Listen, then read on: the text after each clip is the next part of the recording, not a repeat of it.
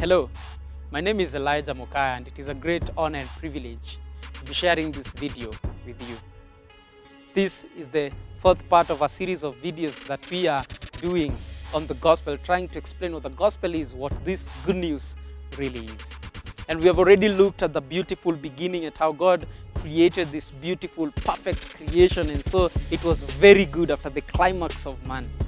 And then we looked at the mess of man, how man rebelled against God and went against the very instruction that God had given, and there began the chaos, the mess, the fallenness of man and his environment. But we left with a question in the last video and asked, is the problem that we experience, the imperfections that we see, and the fall, is this the lot of man? Is this the portion of man forever? Well, here is where the good news comes in. Because you see, despite the fact that man had fallen, there at the very beginning in Genesis, we see the mercy of God portrayed. That God who had declared, the day you will eat of this tree, you shall surely die. A God who is holy and righteous and just. That God does not immediately strike man and wipes him off from the face of the earth. But rather, in mercy, God clothes his nakedness with the skin of an animal.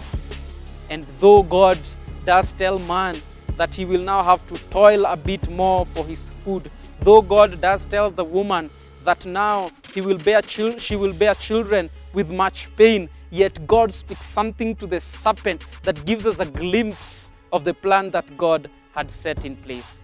To the serpent, he says, I will put enmity between you and the seed of the woman. You will bruise his heel and he will crush your head.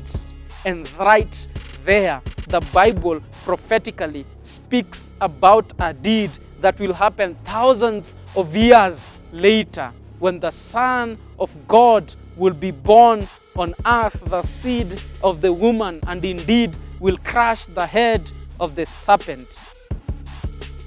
And redemption will be realized.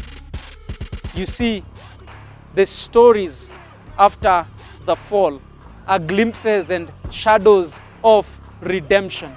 When you look at Noah being rescued together with those that were in the ark, that was a shadow of redemption. When you look at the children of Israel in slavery and being redeemed by God after 400 years, that is a shadow of redemption. When you look at the sacrificial systems that were created and how insufficient they were to atone for the sins of man, they were just but a glimpse of redemption, pointing us to a day where one would come and would be the once and for all sacrifice, redeeming man fully and bringing man back to that which was intended at the beginning. And then enters Jesus. And all of a sudden, all the prophecies that have been spoken about in the Old Testament are fulfilled. In disobedience, the fall came, and now through obedience, redemption will be realized. Man sinned, and all of us fail, and now another will obey, and we will all be saved if we believe and put our hope and trust in him. Disobedience led to death. Obedience now will lead to life. The rule of God was undermined, but now the rule of God will be established. Man's sin suffered peace. Christ's sacrifice brings peace. This is the good news. This is the gospel, that it is not all lost, that Christ has come to restore that which was destroyed at the Garden of Eden, and you and I now have this privilege to be able to be partakers of this, if only we believe in that which Christ did. And we find out in the next video what really he did, and the substance and the conclusion of what the gospel is.